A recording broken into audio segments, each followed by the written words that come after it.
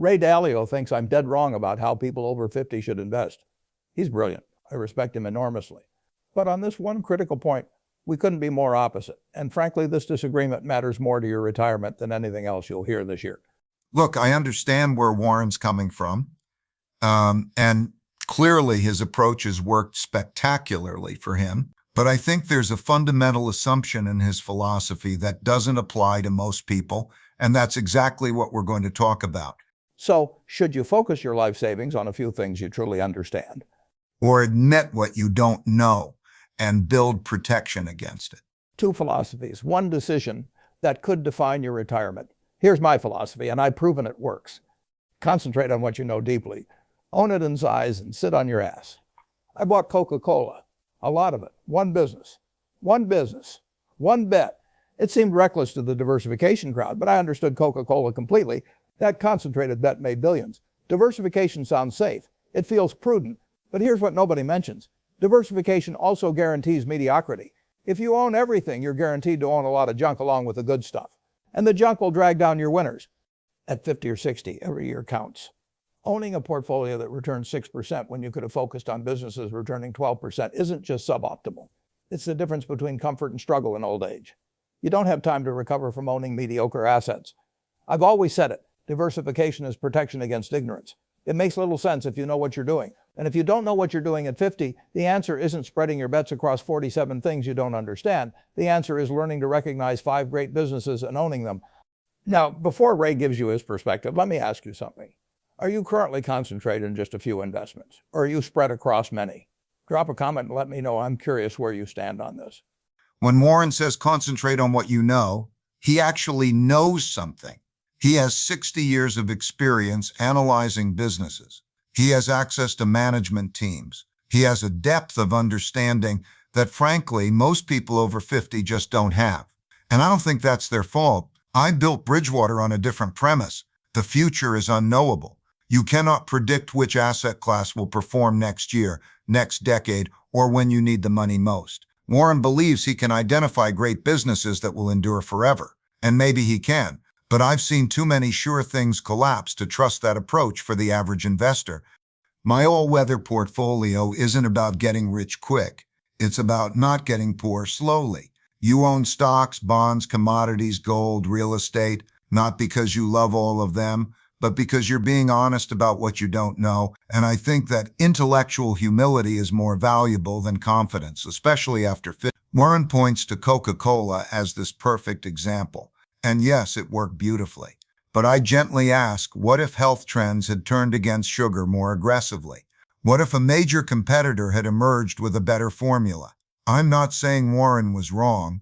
I'm saying he was taking a risk he maybe didn't fully appreciate at the time, and it happened to work out. Here's a question for you watching this. Have you ever concentrated on a stock you were certain about, only to watch it collapse? Or have you diversified and later regretted missing bigger gains? I'd love to hear your stories in the comments. Ray makes a fair point about knowledge. Not everyone has spent decades studying businesses. I'll grant him that. But I think where we diverge is this. Ray believes the solution to not knowing is to spread your bets. I believe the solution is to learn enough about a few things that you can bet with conviction. And look, I respect Ray's intellectual humility. I really do. But there's a difference between admitting you can't predict the short term, which I agree with completely, and saying you can't understand anything about the long term.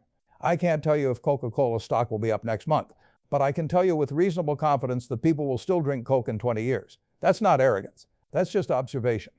Now, Ray's right that some businesses collapse, but here's where I think his approach might actually be riskier than mine. When you own 15 different asset classes, you're not really protecting yourself from ignorance. You're just spreading it around.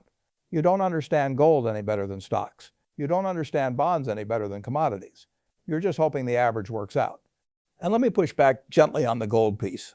Ray loves gold as a hedge, and I understand the logic, but gold doesn't do anything. It sits there. You can't eat it. It doesn't pay dividends. It doesn't compound.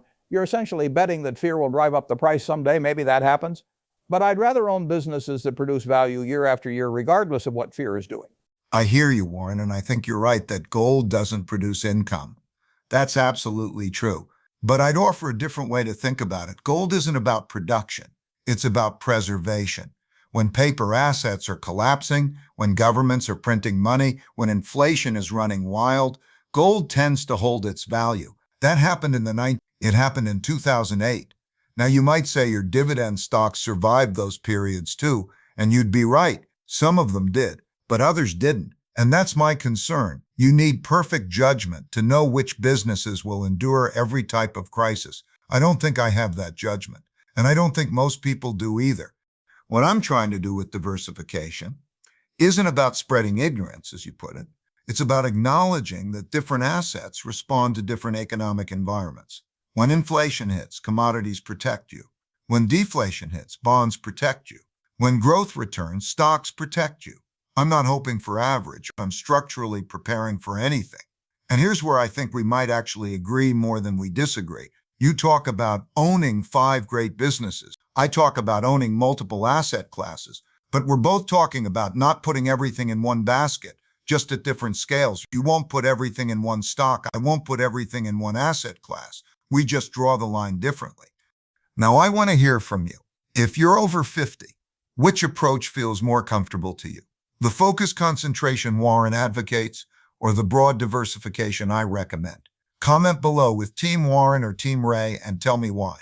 That's fair, Ray. We do draw the line differently. And I think you're right that we probably agree on more than it seems. Neither of us is saying bet everything on one lottery ticket. But here's where I still think concentration wins, especially after 50. Your system requires constant monitoring, rebalancing, understanding how commodities and currencies move relative to each other. That's sophisticated, and maybe for someone like you with a massive research team, that works.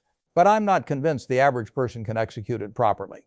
I'd rather have someone own 5 businesses so simple they can explain them to their grandchildren. Businesses that require almost no monitoring because the fundamentals don't change year to year. That seems more realistic to me for someone managing their own retirement. Now, I'll admit something. Your approach probably protects people from their worst impulses. If someone's going to panic and sell at the bottom, maybe being diversified means they only sell part of their portfolio instead of all of it. So there's psychological value there that I shouldn't dismiss. I appreciate that, Warren, and I think you're touching on something really important. Psychology. You have incredible discipline. You can watch Coca-Cola drop 30% and not flinch because you understand the business. But most people can't do that. They panic. They sell at the bottom. They ruin themselves.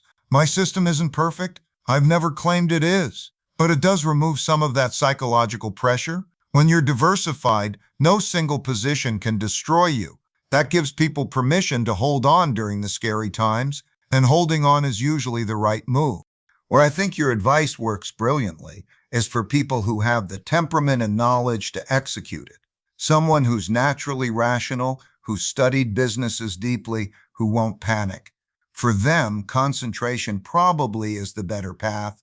They'll capture more upside, and they have the conviction to weather the storms. But I worry about everyone else. The person who's 55, has $500,000 saved, and is trying to figure out how to make it last 30 years. They don't have your experience. They don't have your temperament. And if they concentrate on 5 stocks and get even one of them seriously wrong, they might not recover. You're right that not everyone has the temperament. And you're right that one big mistake at 55 can be devastating. I won't argue with that. But here's what bothers me about accepting that as the answer. If someone doesn't have the knowledge or temperament to invest well at 55, diversifying doesn't solve the problem. It just delays the reckoning. What I'd rather see is people educating themselves, not becoming experts, but learning enough to recognize quality, learning what a moat looks like, learning the difference between a durable business and a fad. That knowledge will serve them better than any asset allocation model. And I think we can both agree on this. Whether you concentrate or diversify, if you're over 50, you cannot afford to speculate. You cannot afford leverage. You cannot afford to chase hot trends. Those behaviors will kill you regardless of how many asset classes you own. Absolutely. We're completely aligned there. Speculation after 50 is suicide. Leverage is poison. Chasing performance is a fast track to poverty. On that, there's no daylight between us. I think where we might still disagree is on time frame. You believe someone at 55 has time to learn, to get it right, to concentrate intelligently. And maybe some people do, but in my experience, most people over 50 are overwhelmed. They're busy with careers, with family, with life. They don't have the time or inclination to become good business analysts. For those people, I stand by diversification, not because it's optimal, but because it's realistic. It's a system they can implement without becoming Warren Buffett. And realistically, that's what most people need. Something that works despite their limitations, not something that requires excellence. I understand that perspective, Ray. And maybe you're right for the majority. But I guess I'm more optimistic. I think most people are smarter than they give themselves credit for. They can understand Coca-Cola. They can understand Johnson & Johnson. They can understand Visa. These aren't complicated businesses. The real question isn't can they understand it, it's will they do the work. And if they won't, then yes, your approach is probably safer. I'll concede that. But for anyone listening who's willing to spend even a modest amount of time learning, I still believe concentration on quality beats diversification. Not because I'm trying to make everyone a genius, but because I think understanding 5 things deeply is more achievable than people realize, and the payoff is worth it. And I respect that optimism, Warren. I really do. Maybe the truth is somewhere in between. Maybe the right answer is own more than 5 things, but fewer than 50. Concentrate enough to capture quality, but diversify enough to survive mistakes. What I hope people take away from this isn't that one of us is right and one is wrong. It's that they need to be honest with themselves, honest about their knowledge, honest about their temperament, honest about their time horizon. If they have your discipline and insight, concentration might work beautifully. If they don't, diversification isn't surrender, it's just being realistic. Fair enough, Ray. And I'll add this. Whatever path someone chooses, the most important thing is the same. Live below your means, avoid debt, don't panic during downturns, and for God's sake, stop comparing yourself to your neighbor. Those habits matter more than whether you own 5 stocks or 15 asset classes. Get those right and you'll probably be fine either way. Agreed completely. Behavior beats strategy. Always has, always will. Whether you follow Warren's path or mine, if you can't control your spending, avoid stupid risks, and stay rational during chaos, nothing else matters. The real enemy isn't picking the wrong strategy, it's lacking the discipline to stick with any strategy long enough for it to work.